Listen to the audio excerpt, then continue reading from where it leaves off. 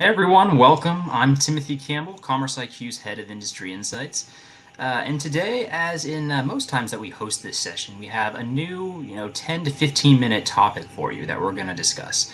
And today's discussion is really going to center around this concept of retail e-commerce and what that means in terms of how to track and manage your e-commerce business. So we can get into this. I want to set the stage by essentially telling you that e-commerce as a whole is not in the dire straits I think that a lot of the media portrays. If you take a look at, say, recent online growth rates, say for some of the big retailers, right, Amazon, Target, Walmart, what you've actually seen is not a slowdown, not kind of a seeding ground to stores. Perhaps you saw that in early 2022, but not so much more recently. Actually, e-commerce growth has continued to be quite strong, I would say, from Q2 onwards into Q3. The real concern for these retailers is profitability, but from a pure growth standpoint, e-commerce is actually once again outperforming store growth after a bit of a slowdown earlier in the year. So e-commerce continues to acquire scale even after the pandemic. And where is this growth coming from? Well, actually, the vast majority of this growth is coming from indirect marketplaces rather than direct to consumer, right? So when you think of the direct to consumer platforms, right, you're not going on, you're not necessarily going to a toothpaste website to buy toothpaste. You're probably going to buy that at a larger retailer marketplace that sells a bunch of different brands in a bunch of different categories. Those marketplaces like Amazon, Walmart, Target, they account for 85% of the market. Direct to consumer, only 15%. I actually think they're poised to gain share. I actually think direct to consumer is headed for a bit of hard times in this coming year. As we're worried about recession and profitability challenges, that will actually drive brands to sell more on marketplaces, which have more favorable economics, versus D2C. D2C, I think, is finding its niche as a loyalty and engagement driver versus driving incremental growth. So it has an important role, but I think a lot of the growth moving forward, despite its scale, is still going to come from these indirect marketplaces. That means, as a business, as a brand, as a business, you need a way to manage your portfolio across all of these different marketplaces and manage it effectively. So where does that leave us? This is kind of a bit of an outline as to a structure of an e-commerce or retail e-commerce organization. And by the way, when I talk about retail e-commerce, what I'm really talking about is the integrated management of these retail marketplaces from the brand perspective. How do you manage your business across retail e-commerce, which is, deciding where investment goes between Walmart, Amazon, Target, all these other marketplaces, and how to integrate your data, all these things that we're actually going to be talking about in just a few minutes. So this is kind of the overview of a brand organization, right? You have the organization, how it's actually organized, different departments: sales, marketing, brand, supply chain, agency, that first row there. And then in a typical organization, many times these are siloed, right? They might have infrequent touch points, based on, maybe weekly meetings, every other 2 weeks, things like that. But it's very, very much human-based interaction. And then one level down from that, you have the measurement and planning, right? You have forecasting, deciding how much you want sales to grow by, and you're doing that through things like digital shelf measurement and market share, assortment and channel inventory allocation, and trade and media investment planning. And this is frequently gut-based, maybe assisted by some data, in Excel. And then finally, you have execution. Once you've decided on what those goals are, you're going to execute on those goals to drive traffic and conversion, optimize your product listings, and manage operations. And a lot of these processes that are done to execute on this plan, once they're set up, are maintained on a manual basis. So ultimately, you have an organization that, with the different divisions within the organization, like sales or marketing, are siloed with occasional touch points between them that are primarily human-based. You have kind of a gut-based measurement, forecasting, planning cycle that's assisted with some data, but is primarily done, say, in Excel, and again through manual efforts. And then you have, the execution of that, which is done primarily by manpower going in, making manual changes. This is not sustainable, right? When you take a look at what the sheer number of decisions that have to be made in e-commerce to run a successful business, just consider, you can consider the following. If you have if you have a brand that has 400 SKUs, and within those 400 SKUs, there's 30 different variables that you're adjusting for, anything, from price to content to retail media spend, to any number of out of stock or inventory variables. Those are changing. Let's just say, on average, they change, 7 times every day. Those variables are changing every day on average. Sometimes they change even more frequently. Let's just say they're changing every day. And let's say you're only managing 5 retailers, right? That you multiply all that together, 400 SKUs. Each SKU has 30 variables. All those are changing every day. That's 7 times a week, and then across 5 different retailers. That means you're making 420,000 decisions per week. If you have a team of only 10 people, and let's say these are stellar people, and they're putting in really long hours, 12 hours a day during the work week, you have to make 10 decisions per minute. Per person. That is just not sustainable. You can't do that. And of course, to optimize e-commerce, all of those have to be, anytime one of those decisions isn't optimized, essentially is a lost opportunity, either, a lost sale or the reduced likelihood of a sale.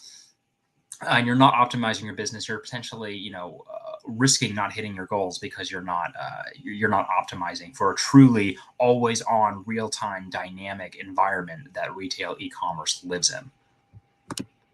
So, what's the solution to this? And the solution is to engage in a comprehensive system of retail e-commerce management that forgoes a lot of the common point solutions that you see today when it comes to, software and tech management of your e-commerce business. So rather than have tech solutions that are siloed according to different divisions of your organization, or even according to different retailer accounts within your organization, that frequently don't speak to each other, or if they do speak to each other, it's convoluted and requires multiple steps to get one to speak to the other.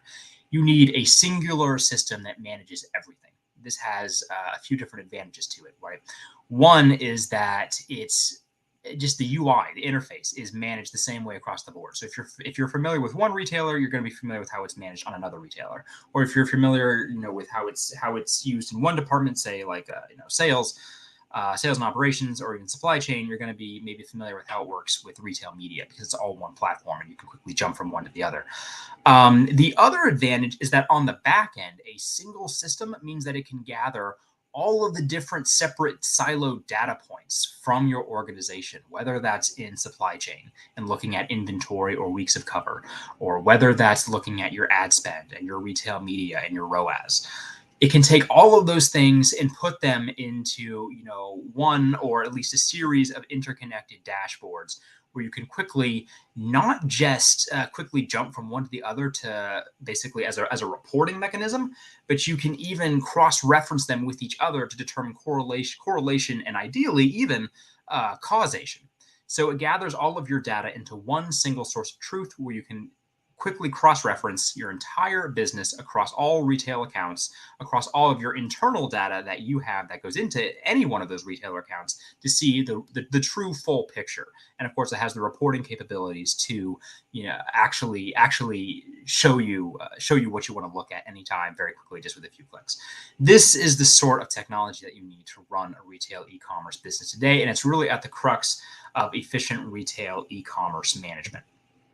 So let's kind of divide up maybe how different levels of brands approach the retail e-commerce management business right today. So you have maybe novices, and then you have challengers, which are growing and acquiring new capabilities rapidly. And then you have the leaders, the ones who are doing it best. Okay, from a measurement standpoint, the novices, of course, everyone's going to be good at tracking outputs, sales, profit, market share. If you're a challenger, if you're saying, we want to upgrade how we do retail e-commerce, you're going to be tracking inputs as well as outputs, right? What are all the back end, the back end data sources that we want to track and improve to improve our ultimate performance? But the true leaders are those who understand, if I tweak this input, I can expect this change in output. And it allows them to make more accurate forecasting assumptions and more aggressive forecasts altogether, because you know what you need to change internally to hit those numbers, and just leads to a smoother functioning organization as a whole. The second item on here, decision process. For the novice brand, it's manual, right? You're saying, hey, we need to decide what to do. Let me pull through a bunch of data. Let me just look at it. write a few formulas up in the moment just to get at it. Okay, I think this is what we're going to do. For challengers, it's consistently produced insights that are regular, that basically encompass your entire business, and you still ultimately have people looking at them to make those decisions as to what to do with that data. If you're a leader brand, what you do is you have the tools to automatically make decisions for you based off that data. It's not just automated data reporting and pulling, but according to pre-existing criteria that you've already established, the platform can actually make decisions for you without you even having to touch it.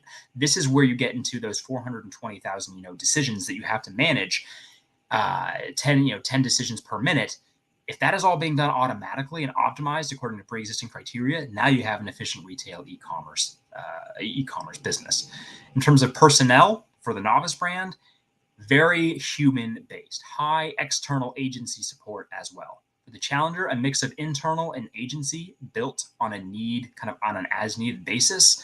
And then the true leaders, in terms of their personal management, build it tech forward and tech first. And then you have people to guide the process where needed. But ideally, the tech can run the process, autonomously. And people just kind of step in where needed, and it frees up a lot of time for your people to not be engaged in routine, monotonous tasks, but to be engaged in more strategic thinking, that machines aren't good at yet. And in terms of from an organizational standpoint, I've already talked about this a little bit, but as you move from novice to challenger to leader, you're moving from a siloed organization with infrequent touch points to one that has more frequent, regular touch points, regular communication, to one where truly everyone is using the same platform. Everyone can see everyone else's data, and you're all working towards common goals with a common KPI structure to prevent internal conflicts. So let's talk about what that means a little bit, right? So here are some input metrics that are an example of things you want to be tracking as a part of your retail e-commerce organization, right? Your brand strength as a relative measure of volume of branded searches, say in retail media, compared to branded competitor searches. Share of voice, right? What percentage of share of products on page one, weighted by position of those products above the fold, do you have across the full digital shelf? Pricing leadership, where are you winning on price? Assortment strength, where are the gaps in your SKUs compared to the competition, and where are your particularly strong SKUs? And that can tie into where you want to spend from an advertising or a discount perspective, and where you want to drive share of voice. Your in-stock rate, what percentage of listings do you have that are in stock weighted by sales? This is especially important, and especially when you consider things like retail media, for instance. Retail media in a well-run retail e-commerce management business that has a single source of truth, where all data can be reported easily and is even automated. You can imagine, a scenario, a very possible scenario that's actually honestly available now, where you can pull back or push forward on ad spend to drive inventory. If you have too much inventory, spend more on advertising. You can churn through that inventory faster. If you have too little inventory, pull back. Why would you want to promote items that are going to be out of stock anyway, and then you're just have essentially wasted ad spend and wasted spend? So that's kind of one example of the interplay between two different elements of a fully integrated retail e-commerce business. Content health. You want to make sure that it's being held up to a standard, and anytime content deviates from that, it's kind of realigned to that standard. Also, you want to make sure that your variations are constantly being optimized to give you the most face outs as possible, kind of on that first page of search results, across any retail e-commerce platform, to maximize your share of voice. In terms of consumer sentiment, be able to assess the quality of the reviews, both all reviews and new reviews that are coming through. And then you also want to examine your retail ad inefficiency, right? Be able to not just look forward or backward looking in terms of examining your return on advertising spend, but also forecasting what that will be based on where you're going to spend. And the great thing about targeting share of voice versus just looking at ROAS is that share of voice is a leading indicator of sales, right? So if you have the tools to be able to target a certain share of voice for your business that you want to hit, you can make your sales match that number with the right investments. If you're looking at ROAS, return on advertising spend, you're looking essentially at a reporting mechanism that is telling you the efficiency of your ad spend looking backwards. It doesn't do as much to tell you what to improve moving forwards. So how do best-in-class brands operate? This is essentially the same slide we saw earlier. The only differences there are on the right-hand side. The organizational aspects of it are connected. connected by a regular human touch points, but also extremely importantly by data. One common platform, shared data for all, shared reporting functionality for all. Measurement and planning, it's data driven, right? You have automated recommendations that come your way about how to change your business based off how it's performing and based off your input metrics and how those are changing. And then finally, execution is automated on the right-hand side there. It's done automatically. You don't even have to think about it. If you do want to think about it, that's fine, especially if you're making strategic changes or in the middle of a new planning cycle. But day to day, these changes are done automatically for you. Let's take a look at what some of these examples could be in terms of what's executed automatically, right? If you're driving traffic and conversion, it could be hourly bidding for your retail media budget, right? So as you run through your budget based on demand and how that changes throughout the day, it can an integrated platform can change your bids to make sure you don't run out of budget throughout the whole day, while also maximizing your bids for the most profitable time of the day where demand might be highest as well. And it can balance those two to make sure you're making the most. You're making the most of the right times without ever running out of your daily budget until the end of the day. You can optimize product listings, right? You can better predict and mitigate out of stocks. You can also file tickets. Say maybe there's erroneous out of stocks. You can file tickets to ensure, hey, this cropped up. We have an automatic system in place to take care of it without even any human interaction needed.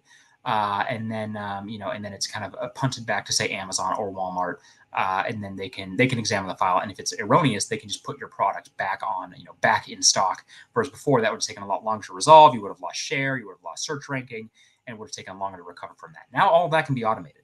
And then also, managing. One other example from that column, optimizing product listings. Also, automating the filing of removal of third parties, unauthorized third parties selling your product, right? Both duplicates and variations. And then also managing operations, right? So for Amazon, for instance, recovering shortages and chargebacks. It's a very monotonous, tedious, but relatively automatable process, if I can say that, where you don't need people working on that. The system can take care of that for you, right? And of course, the final point here is, of course, Commerce IQ is something that offers, all of these functionalities that I've been talking about. Commerce IQ can do all of these things. And we're proud to say that we are really at the forefront of retail e-commerce management. That about wraps us up for the day. So if you like what you heard, just feel free to check these live streams out. They typically run about every 2 weeks or so on the Commerce IQ page. And if you're also interested in more Commerce IQ content, I would check out our weekly news roundups that we run every Monday as well. That gives you a sense of what's happening in the retail e-commerce larger market in the news and what you need to know to better understand your business. And also, if you like anything you heard specifically today about the future of retail e-commerce management, be sure to check out Commerce IQ on our LinkedIn page, our website. And reach out to me or reach out to any one of us on the team or just the page directly if you're interested in more information. But that does wrap us up for the day. And if you have any questions, you can reach out to me directly, and I'd be happy to answer them as well. And with that being said, I hope you have a great rest of your week, and I will present to you later. Thank you.